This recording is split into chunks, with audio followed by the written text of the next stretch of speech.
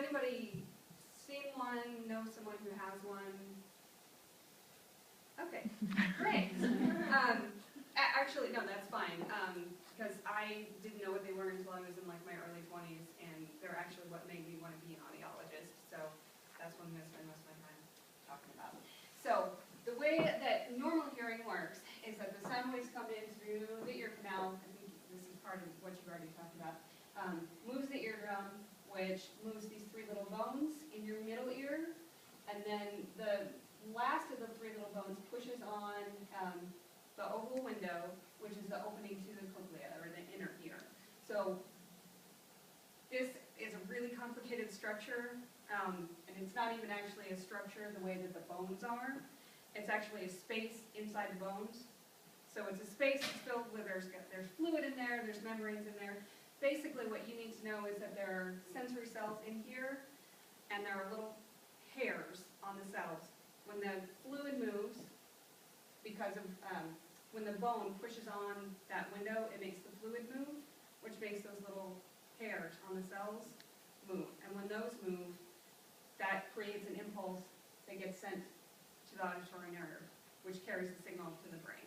So the brain actually interprets the sound. All of this just is responsible for coding it and carrying it up to the brain. The other thing you need to know about the cochlea is that depending on where you are in it, different regions of the cochlea are responsible for different pitches. So lower pitches are actually in the kind of the end part of the coil, and then as you come out, the pitches get higher and higher. Okay. Guys, maybe a stupid question, and I know that's not like necessarily what you're trying to teach us, but like, you know how like older people, they always say they can't like hear higher pitches. Is that because like their hairs are like starting to go away, or like? Those go first because when the bone pushes on that window, the fluid starts to move and it creates a wave.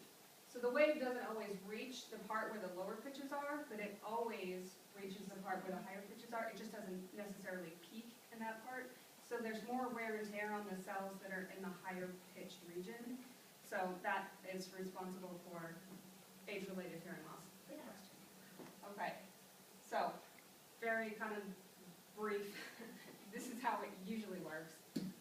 Next one is hearing loss. So a couple different types of hearing loss, three kinds actually. You can have conductive hearing loss, which is hearing loss caused by something either that's blocking the ear canal, so the sound can't get through, or something that's happening in the middle ear. When you have an ear infection, this is where the fluid is. So you have a middle ear infection, which has to do with, I didn't really talk about this in the previous slide, but this is your eustachian tube. It's the part that connects your middle ear to the nasopharynx. So like when you get a cold, sometimes, so it's all connected, so sometimes you feel kind of stuffing in your ears. And that's because this eustachian tube is maybe blocked or it's swollen so that your ears can't pop and it can't equalize the pressure. You may have also felt that if you're on an airplane or something. So if this is filled with fluid or if there's some other problem in here, sometimes these bones can actually fuse together so they don't move the way they should. You're going to get a conductive hearing loss with that. Sensory neural hearing loss is if all the rest of this is fine, but you have the damage to those sensory cells, like we talked about, that's age-related, something like that. And then you can also have both. So you can have something wrong in the middle ear, and you can have permanent hearing loss that has to do with the sensory cells. So this is permanent hearing loss. Usually conductive hearing loss, a lot of times there are treatments available, surgeries that you can have. Sometimes conductive hearing loss is permanent, but for the most part, if you're talking about sensory neural hearing loss, you're talking about damage to the organ of permanent hearing, which is the inner ear, the cochlea. Okay. All right, so treatment options for hearing loss. Again, for conductive hearing loss, sometimes there are surgical options that you can have. Kids who have conductive hearing loss because they have fluid in their ears, a lot of times will have tubes put in so that fluid can drain out, and that usually takes care of it. I put steroids on there. It's just because it is technically a treatment option. It's not an option for a lot of people If somebody has a hearing loss that just starts all of a sudden, if we catch them within the first 2 to 3 days that hearing loss starts, we can either start administering oral steroids or injections. We don't do that, the physician does that, but we evaluate them first, then they see a physician. If they do an injection, they go through the eardrum and actually put it into the ear.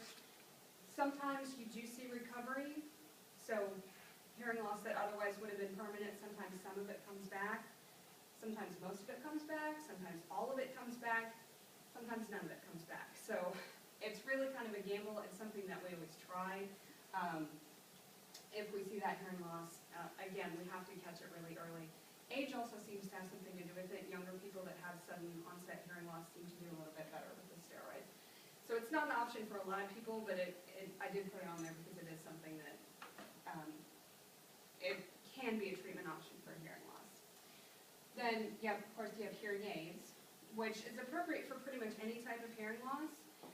If you have conductive hearing loss where you're either not a candidate for surgery or you just would rather not have a surgical option, people with conductive hearing loss usually do very well with hearing aids because their organ of permanent hearing is fine. So all you have to do is get the sound loud enough to get to those healthy cells, and the rest of the ear works the way it should. It gets a little bit more complicated when you have sensorineural hearing loss because those cells are damaged. So even if you make the sound very loud, it's not always going to stimulate the cochlea, stimulate the inner ear the way that it should, because those cells are damaged, they're just not there. So they're just not going to do their job. Sensorineural hearing loss in particular is not completely about volume.